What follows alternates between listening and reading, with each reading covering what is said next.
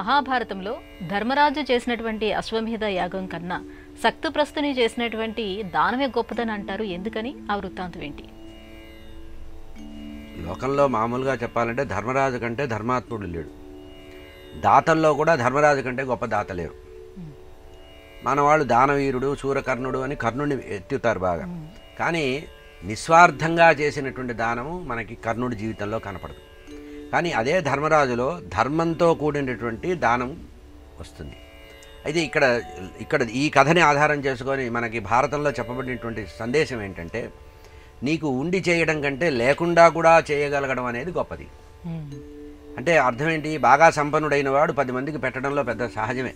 చక్రవర్తి అయిన వాడు ధర్మరాజు రాజ్యం చేస్తూ కౌరవుల్ని సంహరించిన తర్వాత హస్తినాపురాన్ని రాజధానిగా చేసుకొని చక్రవర్తిగా పరిపాలిస్తుంటే అశ్వమేధయాగం చేస్తూ అశ్వమేధయాగంలో దానాలు చేశాట.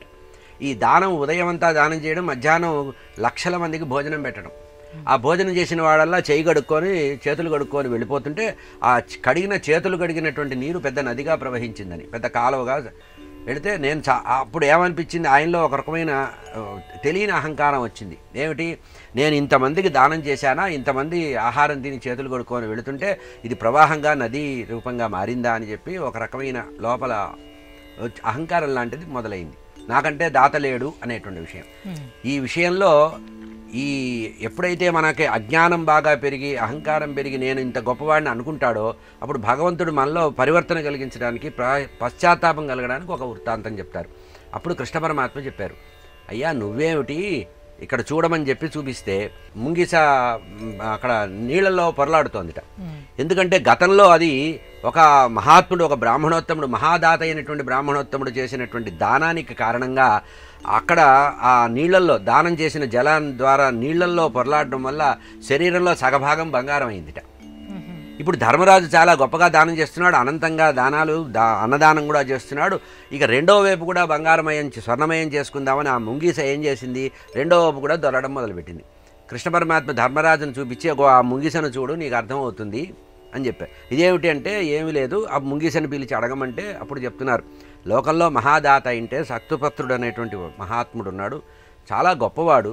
పేదవాడయ్యుండి కూడా 10 మందికి కష్టకాలంలో కూడా తనకి తాను కష్టపెట్టుకొని కూడా అవతల వారికి కడుపు నింపాలి అనేటువంటి జీవుల్ని ఉద్ధరించాలి, జీవుల్ని తృప్తిపరచాలని చేశాడు అని చెప్పి కథ చెప్పారు. అదే మనకి సక్తుపస్త్రుడు యొక్క కథ. పూర్వకాలంలో ఒక గ్రామంలో ఒక పేద బ్రాహ్మణుడు ఉండేవాడు, చాలా పేదవాడు. ఏ రోజుకు ఆ రోజు ఉంచవృత్తితో అంటే జోలె కట్టుకొని వెళ్ళి 4 ఇళ్లల్లో తిరిగి 4 వీధుల్లో తిరిగి వచ్చిన పదార్థాన్ని ఇంట్లో తీసుకొని భార్య, కొడుకు, కోడలు, పిల్లలు ఇంతమందితో ఇంట్లో నడిపేవాడు. ఇంత ఉన్నా, ఎంత పేదవాడి అడుక్కో వచ్చినా రోజు 10 మందికి భోజనం పెట్టి కానీ తాను తినేవాడు కాదు. ఇట్లా ఉంటుంటే ఒకానొక సందర్భంలో పరీక్షార్థమై ఒకరు వచ్చి అయ్యా నాకు ఆకలి అవుతోందన్నారు. అప్పుడు పరిస్థితి ఏంటంటే 4 రోజుల వరకు ఆ కుటుంబ సభ్యులు ఎవరు కూడా భోజనం చేయలే, నీళ్లు తాగి గడిపారు 4 రోజులు. ఆ 5వ రోజున ఏదో ఇంత పదార్థం దొరికింది, ఏదో వర్షాకాలమో ఏదో జరగడం వల్ల ఎవరింటికి వెళ్ళి యాచించే అవకాశం లేకుండా ఆహారం దొరకల. చివరికి కొంచెం వాన వెలిసిన తర్వాత వెళితే ఇంత పదార్థం దొరికితే తీసుకొచ్చి వండుకొని తిందామని కూర్చొని ఎవరి భాగాలు వాడు పంచుకున్నారు. ఎవరు? భార్య సక్తుపస్తుడు, అతను బ్రాహ్మణోత్తముడు, అతని కొడుకు, కోడలు. 4 భాగాలు తాను వండుకున్నటువంటి పదార్థాన్ని 4 భాగాలు చేసి నలుగురు తిందామని కూర్చుంటారు. కూర్చునేటప్పటికీ పరీక్షార్థమై వచ్చారు ఒకతను. ఆకలి, అయ్యా బాగా ఆకలిస్తుంది, ఏదన్నా ఉంటే పెట్టమన్నాడు. అంటే యజమాని సక్తపస్తుడు ఏం చేశారంటే ఏం పర్వాలేదు, తన ఆకలిని కూడా అధిగమించేసి ఆ వచ్చినటువంటి వ్యక్తికి ఆహారం పెట్టాడు. అతను వెంటనే దబదబా 2 ముద్దలు కట్టేసుకొని లోపల తినేసి ఇంకా ఆకలి తీరలేదన్నాడు. అప్పుడు వెంటనే భార్య వచ్చి తన యొక్క భాగాన్ని కూడా ఇచ్చేసిందిట. ఆ తర్వాత కొడుకు వచ్చి తన భాగాన్ని ఇచ్చాడు.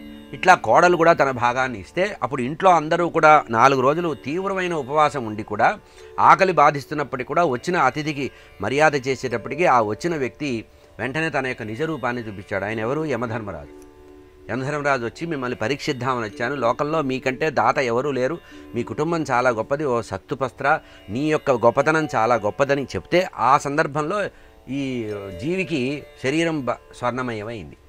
ఇప్పుడు నువ్వు చేసిన దానివల్ల అవ్వలేదు చూసావా అంటే అర్థం ఏంటంటే శక్తి సామర్థ్యాలుండి దానం చేయడం కాదు, తన దగ్గర శక్తి లేకపోయినా కూడా ఎక్కడి నుంచైనా సాధించైనా కూడా ఇప్పుడు ఉదాహరణకి మేఘం ఉంది, ఆకాశంలో మేఘం ఎట్లా ఉంటుందంటే సూర్యభగవానుడు గొప్పతనం చెప్తున్నారు. సూర్యభగవానుడి దగ్గర జలం లేకపోయినా జీవులందరినీ ఉద్ధరించడానికి సముద్రంలో ఉండే ఉప్పు నీటిని కిరణ రూపంలో తీసుకొని మేఘం తయారు చేసి ఆ మేఘం ద్వారా జీవులందరికీ వర్ష రూపంలో ఇస్తాడు. అంటే తన దగ్గర ఉండి ఇవ్వడం సాధారణ విషయం, లౌకికంగా ఎవడైనా చేస్తాడు. మన దగ్గర ఎంతో ఉంటే 4 మెతుకులు విదిలించడం చాలా సులభం.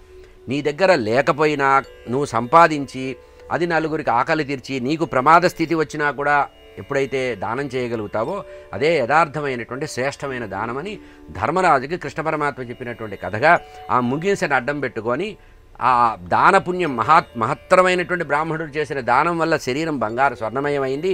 నువ్వు ఇచ్ఛాపూర్తిగా కామ్యంగా 10 మంది పొగడాలనేటువంటి దానం తెస్తున్నావు కనుక నీకంటే సక్తుపస్తుడే గొప్పవాడని అట్లా అశ్వమేధ యాగ సమయంలో ధర్మరాజు చేసినటువంటి ఆ అన్నదానానికి పోలికగా అన్నదాన మహిమ చెప్తూ నిర్మలమైనటువంటి మనసుతో అన్నదానం చేయాలనేటువంటి ఉద్దేశంతో ఈ కథ మనకి చెప్పినట్టుగా ప్రమాణం మహాభారతంలో ఉంది.